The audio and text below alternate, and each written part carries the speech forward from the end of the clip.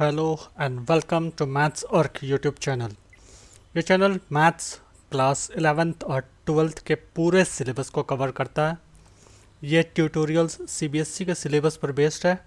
Moreover it's free channel जहां आपको सारे चैप्टर्स के वीडियोस मिलेंगे।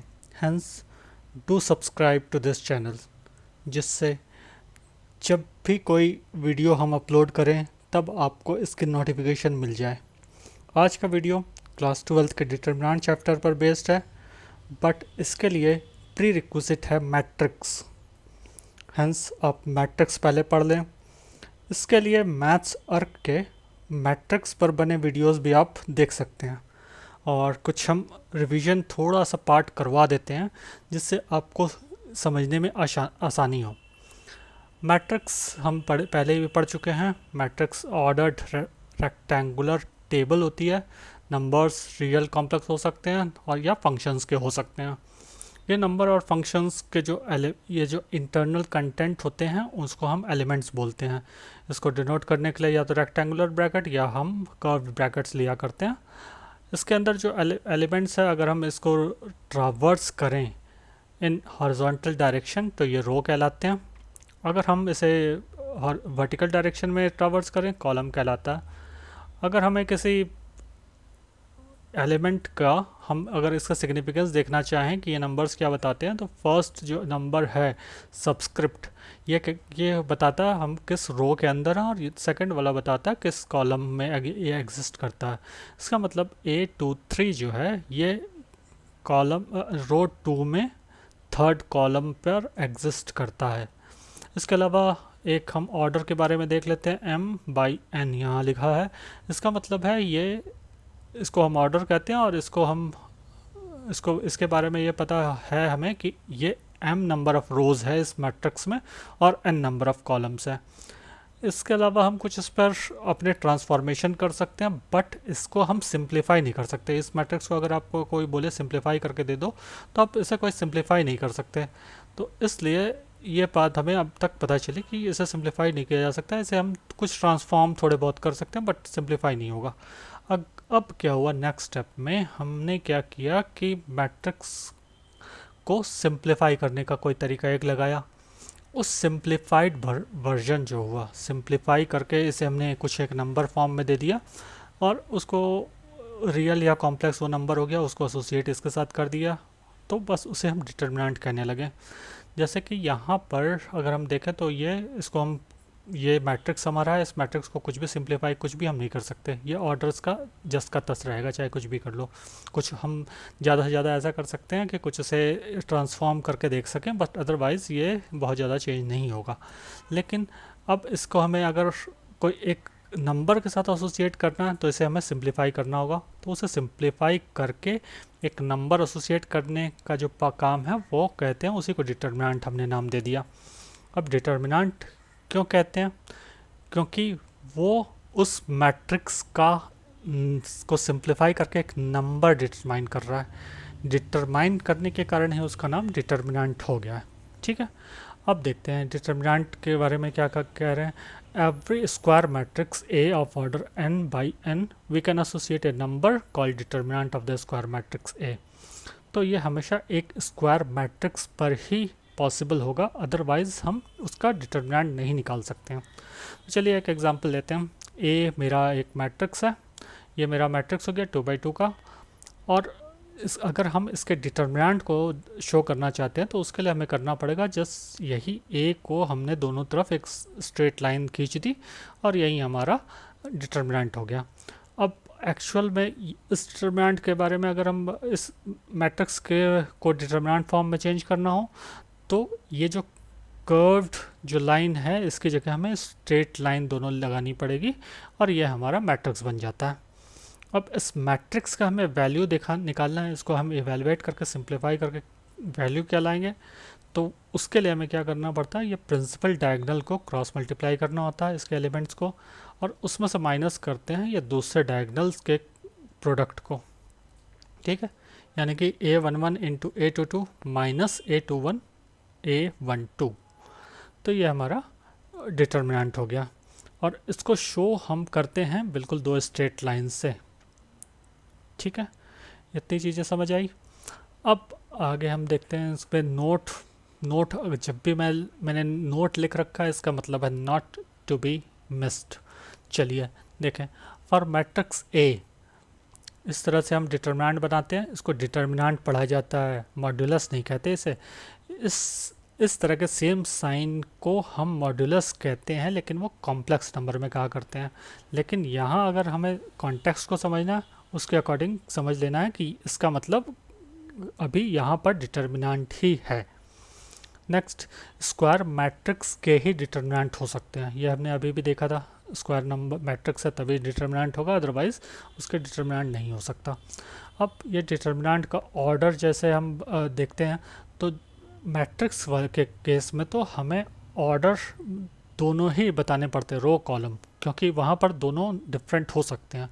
बट यहाँ दोनों एक सेम होंगे क्योंकि स्क्वायर मैट्रिक्स है, इसलिए हम कहीं पर ऑर्डर उसको सिंप्लीफाइड वे में डिटरमिनेंट का ऑर्डर हम कह सकते हैं केवल एक नंबर ही। जैसे ऑर्डर ऑफ इस डिटरमिनेंट का ऑर्डर 2 है, इसका मतलब 2/2 ऐसे ही हो जाएगा, क्योंकि same number of row same number of column होना चाहिए था। नेक्स्ट चलते हैं। अब हमने 2/2 मैट्रिक्स का डिटरमिनेंट की वैल्यू डिटरमाइन कर ली। अब इससे बड़ा भी हो सकता है मैट्रिक्स, उसका हमें कैसे वैल्यू डिटरमाइन करना है ये हम इसमें समझते हैं। तो वो डिटरमाइन करने के लिए 3/3 मैट्रिक्स हमने एक जनरल ले लिया था और उसका ये डिटरमिनेंट बना दिया, स्ट्रेट लाइन शो कर दिया, इसका मतलब डिटरमिनेंट हो गया। अब इसे वो कंफ्यूज मत होना कि ये ब्रेक लाइंस ब्रेक हो रही है, ये कंटिन्यूस लाइंस है, बिल्कुल स्ट्रेट लाइन। इसे स्ट्रेट लाइन ही समझना, मैं ड्राइंग में बिल्कुल स्ट्रेट लाइन खींच नहीं पा रहा, लेकिन बट ये ऐसी ही है, स्ट्रेट लाइन है, कंटिन्यूस लाइन है, ठीक है। इसे ब्रेकिंग लाइन मत समझना, बस ये है। चलो, अब दूसरी चीज़ कि इसमें डिटरमिनेंट को एक्सपैंड कैसे करें। 3/3 मैट्रिक्स है, इसका डिटरमिनेंट अब इसको एक्सपैंड करके देखना है। तो इसको एक्सपैंड करने के लिए काफ़ी फ्लेक्सिबिलिटी दे रखी है। इसको हम किसी भी रो को ट्रावर्स करते जाएं और उसका हम डिटरमिनेंट निकाल सकते हैं, वैल्यू निकल आएगी। फर्स्ट रो है हमारी मर्जी हो, सेकंड थर्ड रो किसी भी के थ्रू हम निकाल सकते हैं। यहाँ हमने या किसी भी कॉलम के, यहाँ हम कॉलम 1 का एग्जाम्पल लेकर के हमने शो किया। तो कैसे निकालते हैं वो देखते हैं। पहला एलिमेंट हमने देखा, इस फर्स्ट कॉलम का पहला एलिमेंट A11 है, उसको यहाँ कॉपी कर दिया, A11 कॉपी किया। अब A11 सिंस ये मैट्रिक्स का पहला रो पहला एलिमेंट पहला कॉलम का एलिमेंट है, इसलिए ये पॉजिटिव होगा। ये बाय डिफ़ॉल्ट होता है कि हमेशा वो पॉजिटिव होता है, तो इसको हमने पॉजिटिव ले लिया, तो प्लस साइन यहाँ पर समझ लिया कि प्लस है, प्लस साइन शो करने की ज़रूरत तो है नहीं, तो यहाँ ये A11 लिख दिया। अब A11 लिया है तो इस कॉलम को और इस रो को इग्नोर कर दो, जो बच गया वो पार्ट को हमें उठा करके यहाँ कॉपी पेस्ट कर देना। तो ये हमने A22 A23 A32 33 ये जो भी एलिमेंट्स है ये लिखा, और हमने इसे एक 2/2 डिटर्मिनेंट के फॉर्म में लिख दिया। चलो अब आगे चलते हैं, दूसरे एलिमेंट पर पहुंचते हैं। दूसरा एलिमेंट ये है A21 है, तो A21 को जस्ट कॉपी कर लो। अब यहाँ पर सिंस हमने फर्स्ट एलिमेंट को पॉजिटिव साइन दिया था, तो यहाँ पर अल्टरनेट साइन देना होगा, यानी कि नेगेटिव यहाँ देना होगा। तो ये हो गया नेगेटिव साइन -A21। फिर काम बाकी सेम ही होगा, इस रो को और इस कॉलम को आपको इग्नोर करना है, बाकी जो बच जाते हैं उसको कॉपी करके यहाँ लिख देना है 2/2 मैट्रिक्स के फॉर्म में, वो लिख दिया। अब थर्ड एलिमेंट पे पहुँचते हैं A31, सिंस ये इसके आगे हमने नेगेटिव लगाया था, अल्टरनेट करना है, यहाँ प्लस साइन आ जाएगा, डन। अब और काम सेम होगा, इस रो और इस कॉलम को छोड़ दो, जो बच गया एलिमेंट्स उसको हमें उठा करके कॉपी कर देना, ये हमने कॉपी कर दिया। तो ये एक्सपेंशन हो गया 3/3 का। 3/3 का हमने क्या किया, एक्सपेंशन किया C1 के अकॉर्डिंग, C1 पे ट्रावर्स किया और हमने निकाल लिया। अब हमें ये 2/2 मैट्रिक्स का हमें एक्सपेंशन पता है, वो होता है प्रिंसिपल एक्सेस प्रिंसिपल डायगोनल का पहले करते हैं, प्रिंसिपल डायगोनल को क्रॉस मल्टीप्लाई किया माइनस इन दोनों को, तो ये निकला है A22 A33 -A2332। सिमिलरली यहाँ पर भी होगा, -A21 को हमने जैसे भी कॉपी कर लिया और ये माइनस ये, सिमिलर यहाँ पर। तो ये एक्सपेंशन से जो वैल्यू आ गई, यही हमारी इस डिटर्मिनेंट की वैल्यू है 3/3 की। अब हो सकता है कि अब दूसरा एक देख लेते हैं जिससे कि एग्जांपल हमारे लिए और अच्छा क्लियर हो जाए। तो हम अभी करते हैं कि R2 ले लेते हैं। R2 इसके अकॉर्डिंग हम सोचते हैं कि इसको ये कैसे एक्सपेंड करते हैं। तो ये हमारा R2 हो गया। तो सबसे पहले हमारा एक्सपेंशन में क्या होगा, A21, और ये ले लिया हमने डिटर्मिनेंट, है ना। तो इस डिटर्मिनेंट को अब हमें एक्सपैंड करके देखना है, मतलब कॉपी करना होता है ना बेसिकली। तो A21 हमने उठाया। अच्छा, A21 का अब साइन फिर देखना है हमें। तो साइन के लिए कैसे देखेंगे, ये फर्स्ट एलिमेंट ही पॉजिटिव होता है तो ये नेक्स्ट एलिमेंट यहाँ नेगेटिव हो जाएगा। तो हमें यहाँ साइन नेगेटिव को लगा देना है। यहाँ साइन हमने नेगेटिव लगा दिया। अब A21 ले लिया था तो ये रो और इस कॉलम को हमें इग्नोर करना, पर इस रो और इस रो और इस कॉलम को इग्नोर किया तो बाकी जो बच गया वो हमें कॉपी कर देना। A12, A13 और यहाँ पर क्या आया, A32, A33। चलिए ये मेरा पहला हो गया। अब हमने पहला को नेगेटिव लिया था तो ये पॉजिटिव हो जाएगा। A22, ये 22 ले लिया। अब इस रो और कॉलम को अगर हम जब इग्नोर करते हैं तो हमारे पास क्या बच जाता है, A11, A13 और इधर क्या हो गया, A31, A33। ठीक है, तो अब हमें ये negative positive then again negative होगा, A23 और यहाँ पर कौन सा एलिमेंट आएगा, A11, A12 और इधर क्या होगा, A31 और A32। ठीक है, तो ये अब 2x2 मैट्रिक्स का हमें पता ही है, उसके अकॉर्डिंग हम इसे एक्सपेंड कर सकते हैं। तो ये R2 के ट्रावर्स करके जब हमने एक्सपेंड किया और C1 को ट्रावर्स करके जब एक्सपेंड किया तो दो अलग अलग वैल्यूज़ नहीं आएगी, वो एग्जैक्ट एक ही वैल्यू आएगी। इसको अब जब हम एक्सपेंड करके देखेंगे तो यही वैल्यू के बराबर आएगा वो भी। ठीक है, तो इसका मतलब हम जब भी डिटर्मिनेंट निकालते हैं तो वो यूनिक नंबर होता है और वो ऐसे चेंज होता नहीं है। और अब एक और तरीका होता है जो जिसके बारे में बता देता हूँ। जैसे कि यहाँ पर हमने पहला एलिमेंट को प्लस लिया और अल्टरनेट चले, पहला प्लस फिर माइनस ऐसे चलते हैं। तो लेकिन दूसरा एक तरीका होता है, उसके अकॉर्डिंग देखते हैं। तो वो क्या कहता है कि आपको पहले ये दोनों जो सब्सक्रिप्ट के नंबर्स हैं इनको ऐड कर देना और इस -1 का पावर के फॉर्म में उसको देखना, तब साइन वो हमें बता देता है। तो -1 और इन दोनों सब्सक्रिप्ट का जो सम है वो है 3। तो -1 का पावर 3 या -1 होता है, इसलिए यहाँ माइनस साइन लगा। ठीक है, अब एक दूसरा देखते हैं, A31 का देख लेते हैं। A31 का साइन क्या होगा, 3 + 1 4 होता है, तो -1 का पावर 4 यानी कि +1 +1। तो अभी यहाँ पर +1 प्लस लिख रखा है। तो ये एक दूसरा तरीका है जिससे हम साइन बता सकते हैं। तो हमें दो ही चीज़ों का पता होना चाहिए, एक साइन हमें कैसे निकालना होता है और दूसरा फिर 3/3 को हमें 2x2 मैट्रिक्स के फॉर्म में उस रो और उस कॉलम को इग्नोर करके कॉपी कर देना होता और उसको फिर एक्सपैंड करना हमें आता ही है। ठीक है, क्लियर है। चलिए जी, फिर नोट पे आ गए। अब नोट कहता है कि ईजियर कैलकुलेशन अगर आपको करनी है तो आप उस रो और उस कॉलम को चूज़ करिए और उसके थ्रू ट्रावर्स करिए जहां आपको मैक्सिमम नंबर ऑफ़ ज़ीरोज़ दिखे। जैसे मान लिया कि अभी मुझे एक किसी जगह दिखा कि मैंने रो 2 के अकॉर्डिंग एक्सपेंड किया और यहाँ पर मुझे ये तीनों ज़ीरो मिल गए। तो ये ज़ीरो हो गया, ये ज़ीरो हो गया और ये भी ज़ीरो हो गया। अगर ये तीनों ही ज़ीरो हैं तो इसके बाद मैं कुछ भी ज़ीरो में मल्टीप्लाई करूँगा वो ज़ीरो ही आएगा। तो 0 + 0 + 0 तीनों ज़ीरो हो गए, काम ख़त्म मेरा। मैं सीधे सीधे बता सकता हूँ वो मैट्रिक्स की वैल्यू ही, उस डिटर्मिनेंट की वैल्यू ही ज़ीरो होगी। अब अगर मान लेते हैं कि मेरा मैक्सिमम A23 और A22 अगर ज़ीरो था तो ये कैलकुलेशन मुझे करने की ज़रूरत ही नहीं पड़ेगी। इतना बड़ा कैलकुलेशन बस मुझे इतने से पार्ट का कैलकुलेशन करना होगा और मेरा काम हो जाएगा, क्योंकि उस केस में केवल ये नॉन ज़ीरो होगा और बाकी दोनों ज़ीरो ही होंगे। तो मेरा कैलकुलेशन, तो ये एक ईज़ियर कैलकुलेशन करने का एक ट्रिक बताया हुआ है। अगर नहीं पसंद, नहीं अगर किसी को चाहिए तो वो बिल्कुल वैसे भी किसी भी तरह से ऑफ कोर्स वो एक्सपैंड करे तो भी वैल्यू सेम ही आएगी एज सच। ठीक है। अब दूसरा पार्ट क्या कहता है, वाइल एक्सपैंडिंग मल्टीप्लाई, आपको -1 के पावर आई प्लस जे, ये इनकी बात कर रहे हैं। तो अगर आपको वैसा नहीं करना तो आप प्लस माइनस को वैसे भी देख सकते हैं, इवन है या ऑड है उसके अकॉर्डिंग। यानी कि जैसे -1 का पावर जब भी ऑड आएगा तो वो तो माइनस होगा, है ना।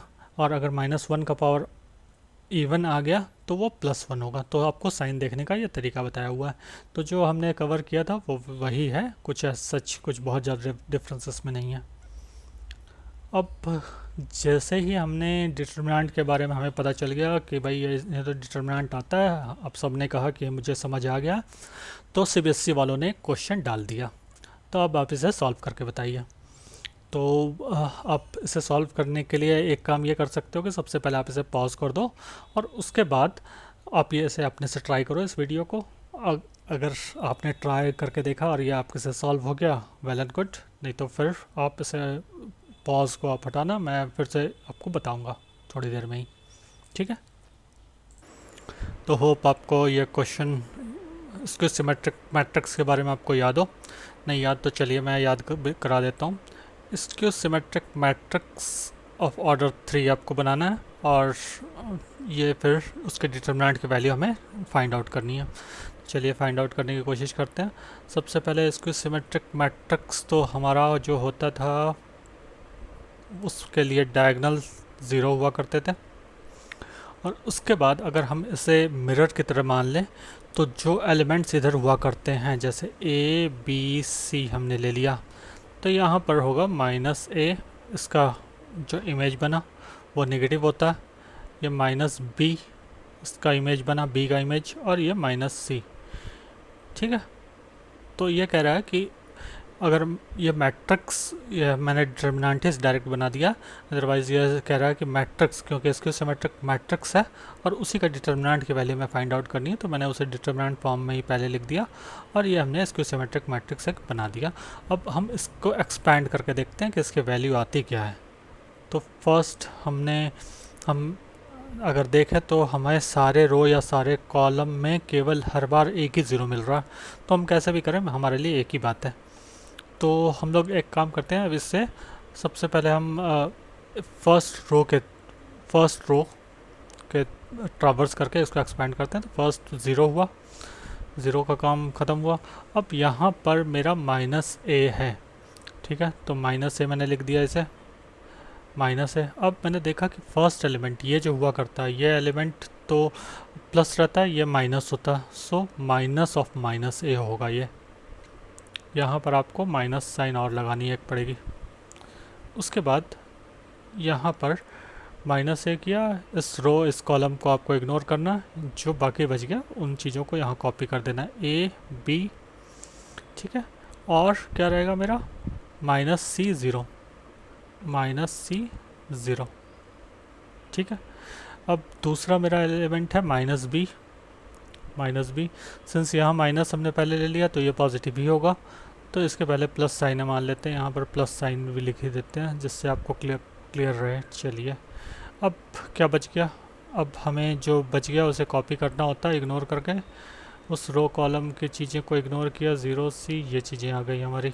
ठीक है, क्लियर है। -b को लिया, इस कॉलम को, इस रो को इग्नोर किया, जो चीज़ें बच गई a b 0c वो हमने कॉपी कर लिया। तो अब क्या वैल्यू आई, फर्स्ट तो 0 है ही, ये माइनस प्लस a हो गया। ठीक है। अब इसे एक्सपेंड करना है तो ये क्या आएगा, 0 और ये माइनस करते हैं। अब इनका सम क्या होगा, -bc। ठीक है, -bc। ठीक है। अब यहाँ पर तो -b है, -b को एज इट इज़ कॉपी कर लिया। अब ये होगा ac और -0। ठीक है। तो नेक्स्ट स्टेप में ये तो 0 एज इट इज़ हो गया, a और माइनस ऑफ a यहाँ पर हो गया, ये हो गया +bc, यहाँ पर -b है और ac है। ठीक है। तो ये दिख कह रहा है A B C minus A B C, ये दोनों मिल कर के ज़ीरो ही होंगे क्योंकि ये सेम है, सेम नंबर से माइनस किया, ज़ीरो आ गया। तो इस तरह ये प्रूव हो जाएगा। तो ये CBSE 2017 के क्वेश्चन में आ रखा है। अगर आपको ये वीडियो पसंद आ रहा हो तो ज़रूर अपने कमेंट शेयर करें इस वीडियो के बारे में। अगर आप कुछ लाइक, कुछ आपको डिसलाइक है इसके बारे में कि मुझे ये पार्ट इसका अच्छा लगा या ये पार्ट नहीं अच्छा लगा, इसको और इम्प्रूव करना चाहिए, तो वो भी आप हमें फीडबैक भेज सकते हैं। हम उस पर डेफिनेटली ट्राई करेंगे कि आपके लिए बेटर से बेटर वीडियो बना सकें। और सब्सक्राइब करें इस यूट्यूब चैनल मैथ्स अर्क चैनल पर, और जिससे कि हम आपको नोटिफिकेशन भेज सकें जब भी हम नया कोई वीडियो बनाएं। ठीक है, तो अब आगे चलते हैं प्रॉपर्टीज़ ऑफ डिटर्मिनेंट्स। ये बहुत ही इंपॉर्टेंट पार्ट है और इसे हमें अब देखना। सो नेक्स्ट हम आते हैं प्रॉपर्टीज़ ऑफ डिटर्मिनेंट। डिटर्मिनेंट के ऊपर हम कौन से प्रॉपर्टीज़ है जो वर्क करती है। तो इसके लिए पहली प्रॉपर्टी कहती है कि determinant remains unchanged if its rows and columns are interchanged. जब भी आप रो और कॉलम को इंटरचेंज कर दो, रो को कॉलम बना दो, कॉलम को रो बना दो, कोई प्रॉब्लम नहीं होगी, डिटर्मिनेंट की वैल्यू एज इट इज़ रहेगी। सो हमने एग्जांपल ले लिया था, जो एक मैट्रिक्स था ABCD, उसी का डिटर्मिनेंट हमें निकालना था। ये हमने डिटर्मिनेंट निकाल लिया, स्ट्रेट लाइन ले लिया, तो वो डिटर्मिनेंट हो गया। अब इसकी वैल्यू निकाल के देखते हैं, AD माइनस BC। अब इंटरचेंज कर दो रो कॉलम को कॉलम बना दो, कॉलम को रो बना दो। ये जो फर्स्ट रो है इसको मैं कॉलम बना देता हूँ, यानी कि AB ऐसे लिख दूंगा, और सेकंड जो मेरा रो था CD उसको मैं ऐसे लिख दूंगा। ठीक है, तो ये मेरा बन गया रो कॉलम ABCD। अब इसको मल्टीप्लाई करके देखते हैं, AD माइनस BC आ गया, जो कि इनिशियल जो डिटरमिनेंट था उसके बराबर की वैल्यू है ये। तो इसलिए यह मेरा पॉइंट जो बता रहा था कि आपका रो और कॉलम को आप इंटरचेंज करो, कोई प्रॉब्लम नहीं होगी। सो वो इस तरह से 2x2 मैट्रिक्स में प्रूव हो गया। अगर आपको इसे वेरीफाई करना है बड़े मैट्रिक्स के साथ, तो आप वो भी वेरीफाई कर सकते हो अपने से। 3x3 का कोई मैट्रिक्स लेकर के चेक कर लो इसे। ठीक है, सेकंड प्रॉपर्टी जो है डिटर्मिनेंट की, वो कहती है कि जब भी आप किसी दो रो को इंटरचेंज करते हो या दो कॉलम को इंटरचेंज करते हो, तो आपके वैल्यू सेम रहती है एज इट इज़, बट उसका साइन बदल जाता है। तो वही हमने फिर से सेम एग्जाम्पल का ले लिया, एग्जाम्पल का डिटर्मिनेंट, उसकी वैल्यू हमें अब पता है। अब हमने क्या किया, रो 1 को रो 2 के साथ इंटरचेंज किया। रो 1 मेरा AB था, तो उसे AB को अब हम नीचे ले गए, और CD नीचे था उसे ऊपर ले आया, रो 2 की जगह रो 1 ला दिया, रो 1 की जगह रो 2 कर दिया। अब उसके वैल्यू देखते हैं, BC माइनस AD, तो ये तो एग्जैक्ट वैल्यू है नहीं, क्योंकि साइन BC का यहाँ पर माइनस है, यहाँ प्लस है, तो एक माइनस साइन को बाहर ले आया, तो ब्रैकेट के अंदर AD माइनस BC आ गया, यानी कि जो इनिशियल वैल्यू थी उसके बराबर हो गया। यानी कि जब हमने रो 1 और रो 2 को इंटरचेंज किया तो एक माइनस साइन बाहर आ गया, अदरवाइज वैल्यू उसकी सेम है। ठीक है, नेक्स्ट प्रॉपर्टी देखते हैं। नेक्स्ट प्रॉपर्टी में कहते हैं कि अगर आपका कभी भी ऐसा एक डिटर्मिनेंट है जिसके कि कोई भी रो या कोई दो रो कोई दो कॉलम अगर सेम हैं, आइडेंटिकल हैं, बिल्कुल सारी वैल्यूज़ एक है। ठीक है, जैसे मैंने इस एग्जांपल में बता रखा है, AC यहाँ पर है, तो इस कॉलम में भी AC ही है, C1 एंड C2 ये दोनों आइडेंटिकल हैं, तो इस केस में इसकी वैल्यू 0 होगी। सो कोई बात नहीं, वैसे वो प्रूव करके देख लेते हैं। तो ये मल्टीप्लाई किया हमने, यहाँ AC आया माइनस AC माइनस AC 0। ठीक है, प्रूव हो गया ये। अब चौथी प्रॉपर्टी कहती है कि जब भी हम किसी भी एक रो या एक कॉलम को मल्टीप्लाई करेंगे किसी स्केलर से, ठीक है, एक कांस्टेंट से, तो फिर जो हमारा जो वैल्यू इसको मल्टीप्लाई करने के बाद आएगी, वो उस कांस्टेंट को बाहर रख लेते हैं, तो उसके बाद जो डिटर्मिनेंट की वैल्यू आएगी बस वही हो जाएगी। चलिए एग्जांपल से देख लेते हैं। B की जगह हमने इस कॉलम को कॉलम 2 में जो भी एलिमेंट्स हैं उसको हमने K से मल्टीप्लाई कर दिया, तो KB और KD हो गया।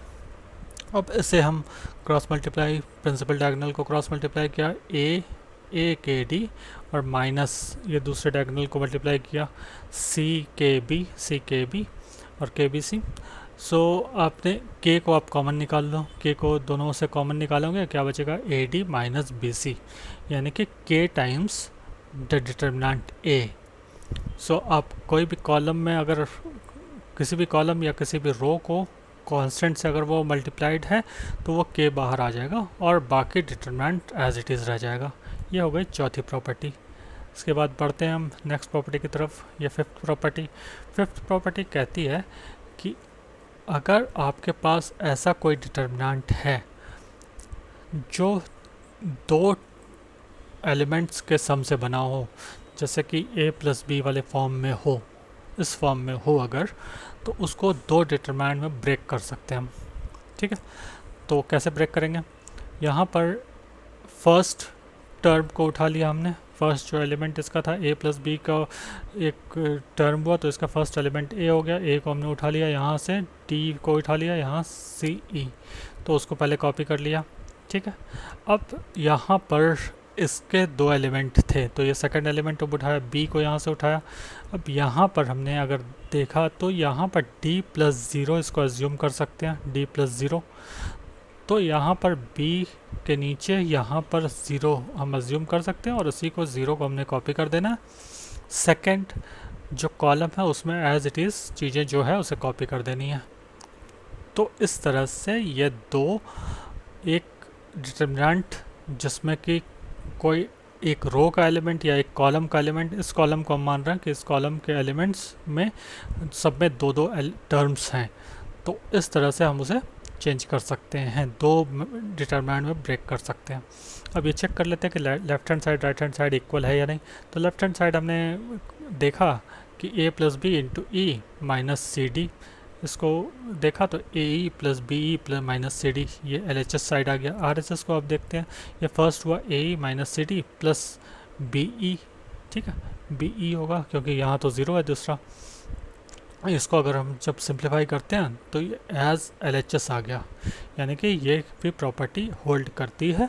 और ऐसा कभी हमें मिलता है एक डिटरमिनेंट तो उसे हम दो डिटरमिनेंट में ब्रेक कर सकते हैं।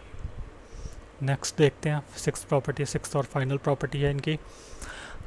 ये कहता है कि जब भी अगर हम किसी भी डिटरमिनेंट को, किसी भी उसके रो, किसी भी कॉलम को अगर हम ऐसा कुछ करते हैं कि एक दूसरे कॉलम या दूसरे रो को एक कांस्टेंट से मल्टीप्लाई करें और उसमें ऐड कर दें तो कोई प्रॉब्लम, कोई चेंज नहीं होता। जो फाइनल डिटरमिनेंट की वैल्यू होती है वो सेम होती है जो इनिशियल डिटरमिनेंट में होती है। चेक कर लेते हैं ये चीज़ भी, एग्जांपल से समझ लेते हैं, ज़्यादा अच्छे से समझ आएगा। ये हमारा वही पुराना डिटरमिनेंट जो हम हमेशा से सदियों से यूज़ करते आ रहे हैं वो हमने उठा लिया, ए बी सी डी, और यहाँ पर A D minus B C, इसकी वैल्यू आ गई। अब हमने क्या किया कि रो वन जो है, ये पहला रो जो है, इसको हमने रो वन में रो वन प्लस के इंटू आर टू, के आर टू, इसके एलिमेंट्स को के से मल्टीप्लाई किया और इसमें ऐड कर दिया, यानी कि ए प्लस के सी हो गया, यहाँ बी प्लस के डी हो गया। ठीक है, और रो टू तो एज इट इज़ रह गया। अब इसकी वैल्यू निकाल के देखते हैं, ए प्लस के सी इंटू डी माइनस सी इंटू बी प्लस के डी। तो ये सारी चीज़ें अगर हम सब सिंप्लीफाई करेंगे तो आएगा ए D plus K C D minus B C minus K D C, ये माइनस अंदर आ जाएगा। ठीक है, माइनस के डी सी, तो यहाँ प्लस के सी डी के डी सी, क्योंकि ये सी डी या डी सी बोले एक ही बात है, के सी डी के डी सी दोनों कैंसिल आउट हो गए, तो बच गया हमारा A D minus B C जो कि लेफ्ट हैंड साइड के बराबर है, यानी कि ओरिजिनल जो हमारा डिटरमिनेंट था उसके बराबर ही वैल्यू है। ठीक है, तो इससे ये पार्ट प्रूव हो गया कि ऐसे भी हम कभी यूज़ कर सकते हैं। तो आपको होप ये सारी चीज़ें समझ आ रही होगी। ठीक है, जैसे ही आपने कहा कि आपको ये चीज़ें समझ आ रही है, सीबीएसई ने एक क्वेश्चन इसके ऊपर डाल दिया आपके ऊपर कि लो बेटा सॉल्व करो इसे। कोई नहीं, तो ग्राउंड रूल सेम रहेगा हमारा, पॉज कर दो आप वीडियो और उसके बाद ये ट्राई करो ये आपसे सॉल्व होता है या नहीं। ये क्वेश्चन कहता है कि यूजिंग प्रॉपर्टीज़ ऑफ डिटरमिनेंट, जो आपने प्रॉपर्टीज़ अभी तक डिटरमिनेंट की पढ़ी है, जो जस्ट अभी हमने क्रॉस की है वो आप यूज़ करिए और इसको प्रूफ करिए कि ऐसा कोई डिटर्मिनेंट है तो इसके वैल्यू इसके बराबर आएगी। ठीक है, तो आप वीडियो पॉज करके अपने से एक बार ट्राई कर लीजिए, उसके बाद फिर हम इसे सॉल्व करने की कोशिश करेंगे। ठीक है, जिन्होंने भी इसे अपने से सॉल्व कर लिया they can pat their back, good job. और otherwise let's just try to solve it. आप जस्ट एक बार देख लें कि कैसे सॉल्व करने की कोशिश कर सकते हैं। मैं आपको कुछ अप्रोच भी बताऊंगा कि जिस अप्रोच से आप इसको इजीली सॉल्व कर सकते हैं। सबसे पहला चीज़ तो जो हमने पढ़ा था कि कहीं हमें ज़ीरो देखना है, ज़ीरो ढूंढने की कोशिश करो। अगर ज़ीरो हमें मिल जाता कहीं तो हमारे लिए काम थोड़ा आसान हो जाता। नहीं मिला, लेकिन कोई बात नहीं, आगे चलते हैं। एक कुछ यहाँ पर अगर हम देखें को कुछ सिमेट्रिसिटी है हमारे लिए। a plus B plus C यहाँ पर है, तो यहाँ minus C minus B. Next में देखा जाए तो माइनस सी माइनस ए, और उसी तरह यहाँ पर माइनस बी माइनस ए। मतलब हमेशा दो दो करके हमारे माइनस के एलिमेंट्स दिख रहे हैं मुझे हर जगह। ठीक है, तो इसकी वजह से कुछ सिमेट्रिसिटी का हम यूज़ कर सकते हैं। कुछ हम वैसा सोचते हैं कि इसको हम कुछ स्मॉल फॉर्म में चेंज कर सकते हैं या नहीं।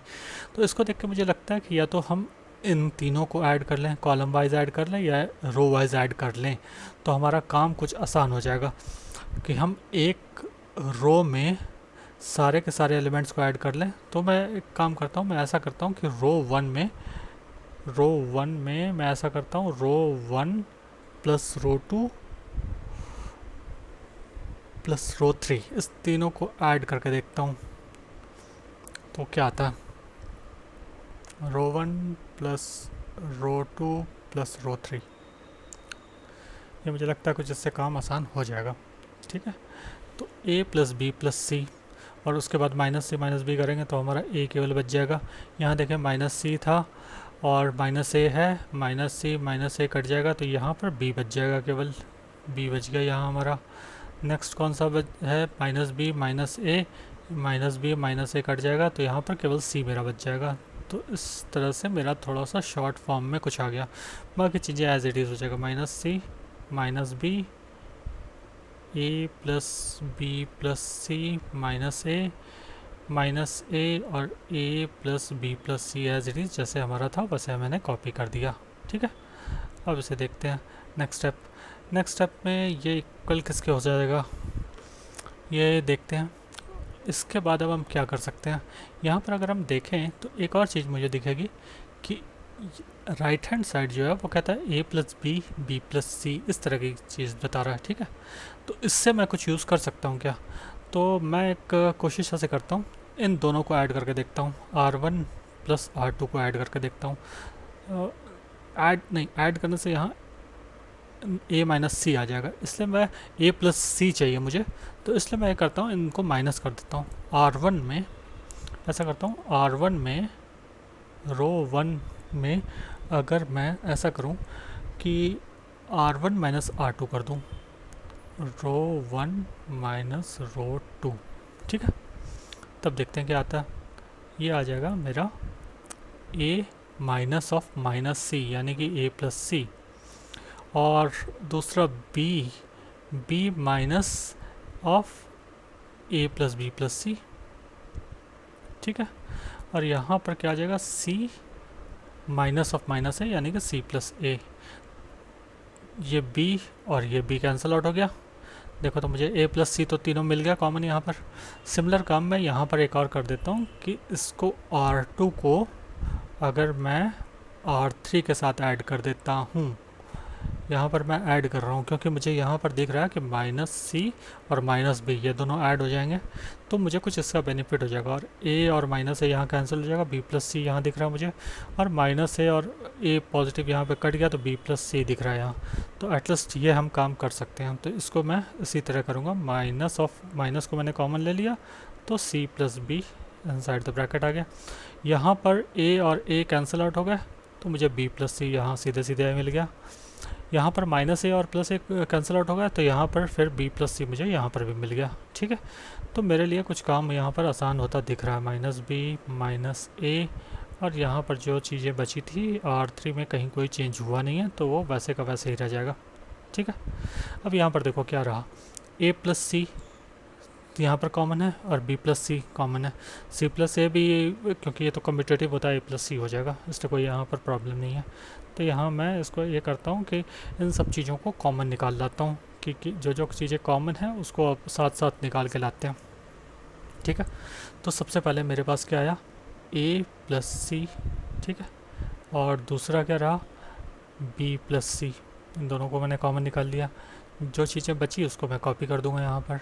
a प्लस सी यहाँ से निकाल लिया तो 1 बच गया। यहाँ से अगर a प्लस सी मैंने निकाल लिया तो -1 बच जाएगा, -1 बच जाएगा। a प्लस सी यहाँ से उठा लिया तो 1 बच गया। यहाँ पर हो जाएगा -1, यहाँ पर क्या है +1, और यहाँ पर भी +1 है।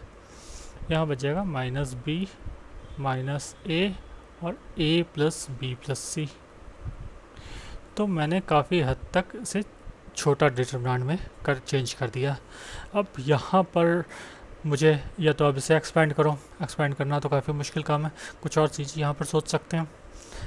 यहाँ पर अगर मैं ये देखूँ 1 और -1, यहाँ -1 और +1 है, तो अगर मैं इन दोनों को ऐड कर देता हूँ तो यहाँ मुझे 0 0 मिल जाएंगे।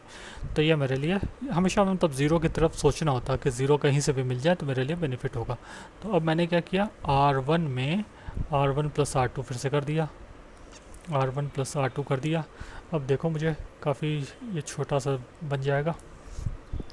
ये हो गया मेरा equal to a plus C, b plus C जो था वो मैंने कॉपी कर दिया। यहाँ पर क्या हो जाएगा, R1 + R2 ये 0 बन गया, ये भी 0 बन जाएगा, ये 1 + 1 2 बन गया। यहाँ पर क्या रहा, -1 1 1 जो चीज़ें थी वो कॉपी कर दो। यहाँ पर भी कॉपी होगी सारी चीज़ें, a plus b plus C. ठीक है, ये चीज़ें कॉपी हो गई। अब देखते हैं क्या बचा। यहाँ पर अब मैं रो 1 के ट्रावर्स करते हुए इसे एक्सपैंड कर दूंगा, तो मेरे लिए केवल ये बचेगा और एक 2x2 मैट्रिक्स बचेगा जैसे मुझे एक्सपैंड करना होगा। ठीक है, तो मेरा काम काफ़ी छोटा हो गया। तो अब R1 के लिए मैं एक्सपैंड कर रहा हूँ, a plus C b plus C, यहाँ पर आ गया 2, और उसे मैंने एक्सपैंड करूँ तो -1 1 -b -a। ठीक है, ये 2x2 मैट्रिक्स आ गया मेरा। अब इसको मैं लिख सकता हूँ 2a plus C b plus C, और इसको अगर मैं एक्सपैंड करूँगा क्या बन जाएगा, ये प्लस a और यहाँ पर minus of minus b, that is a plus b। यही तो RHS के बराबर है, यही तो निकालने को कहा था उसने, 2a plus C b plus C a plus b। तो वो हमारा आ गया 2a plus b b plus C c plus a। ठीक है, तो इस तरह से ये सॉल्व हो गया। तो इसी तरह आपको हमेशा ये देखना है कि कुछ सिमेट्रिसिटी देखनी है, कुछ आपको प्रॉपर्टीज़ को यूज़ करते हुए आपको यह सोचना है कि किसी तरह मुझे मैक्सिमम नंबर ऑफ़ ज़ीरोज़ मिल जाए या एटलीस्ट वो सिंप्लीफाइड हो जाए। हर एक स्टेप में आपको कुछ सिंप्लीफाई करते जाना है।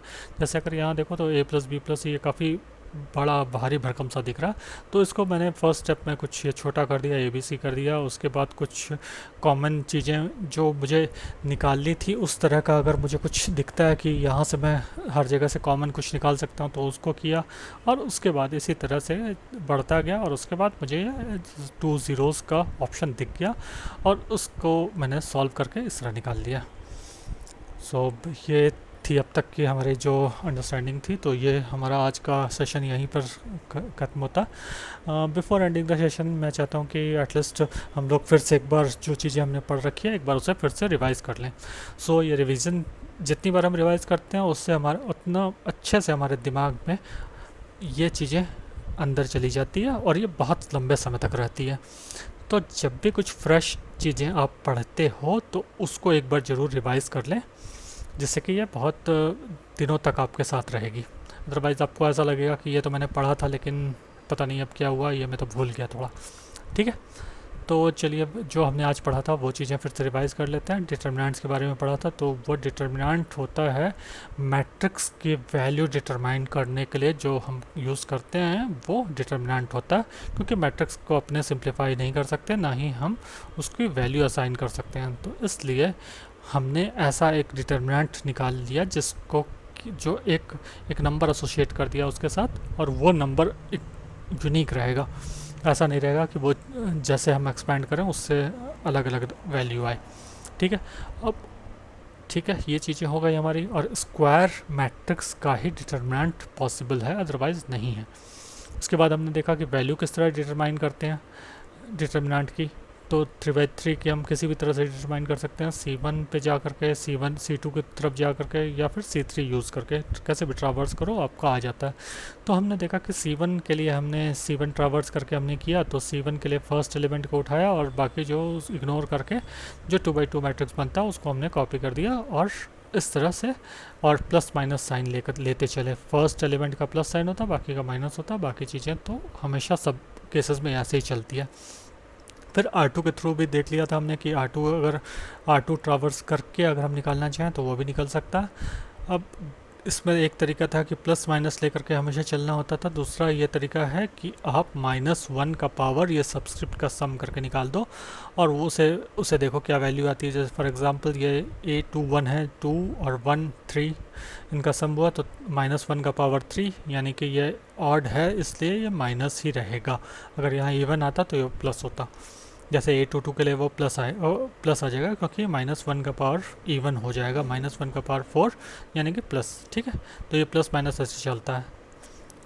अब इसके बाद हमने कुछ एग्जांपल सॉल्व किए थे जो CBSE में आ रखे थे, CBSE के क्वेश्चन में आए थे। प्रॉपर्टीज़ ऑफ डिटरमिनेंट हमने देखा कि अगर हम रो और कॉलम को इंटरचेंज करते हैं कोई प्रॉब्लम नहीं होती, वैल्यू एज इट इज़ रह जाती है। 2 रो या 2 कॉलम को आपस में इंटरचेंज करते हैं तो वैल्यू सेम रहती है, लेकिन एक माइनस साइन आ जाता है आगे, यानी कि नेगेटिव ऑफ द वो वैल्यू हो जाता है। अगर हमारे 2 रो या 2 कॉलम एग्जैक्टली सेम है, वो आइडेंटिकल हैं, तो वो फिर हमारे वैल्यू उसके ज़ीरो होगी उस डिटरमिनेंट की। फिर एक है कि जब भी हमारा फोर्थ प्रॉपर्टी कहता है कि जब भी हम किसी कांस्टेंट को मल्टीप्लाई करें किसी एक रो या एक कॉलम में, तो वो ही केवल उतने टाइम्स ही वो डिटरमिनेंट की वैल्यू होती है। जैसे कि ये इस एग्जांपल में हमने के कॉलम 2 में दोनों में डाल रखा है, तो के times of that determinant A इसकी वैल्यू हो जाएगी। नेक्स्ट है फिफ्थ प्रॉपर्टी, कहते हैं कि जब भी हम हमारे डिटरमिनेंट में किसी रो या किसी कॉलम में 2 टर्म हो, तो उन केसेस में हम उसे 2 डिटरमिनेंट में ब्रेक कर सकते हैं। पहला डिटरमिनेंट ऐसे होता है कि वो पहले टर्म को लेकर के होगा, और दूसरा डिटरमिनेंट दूसरे टर्म को लेकर होगा। जैसे कि फर्स्ट कॉलम में हमारा a+d और यहाँ a+b और d था, तो हमने a और d को ले लिया, और नेक्स्ट में b और 0 को ले लिया। ठीक है, नेक्स्ट प्रॉपर्टी कहती है कि हम कभी भी किसी भी डिटरमिनेंट में k टाइम्स किसी और रो या कॉलम को मल्टीप्लाई करके उसके साथ ऐड करें, वैल्यू एज इट इज़ रहती है, कोई उसमें चेंज नहीं आता। ठीक है, और इन सब के बाद हमने एक CBSE 2019 का क्वेश्चन सॉल्व किया, और वो उसे हमने देखा कि किस तरह हम सिंप्लीफाई हर स्टेप में सिंप्लीफाई करते गए और हमारा आंसर आ गया। सो अगर आपको ये चैनल पसंद आया तो डेफिनेटली मैथ्स अर्क चैनल पर सब्सक्राइब कर लें, और अपने लाइक डिसलाइक जो भी आपके सुझाव हों वो हमें ज़रूर भेजें। हम ज़रूर उन पर गौर करेंगे, और जो पॉसिबल होगा उनको हम ज़रूर अकोमोडेट करेंगे अपने नेक्स्ट वीडियोज़ में, जिससे वो और बेटर बन सकें। Thank you for watching the video. Have a nice day.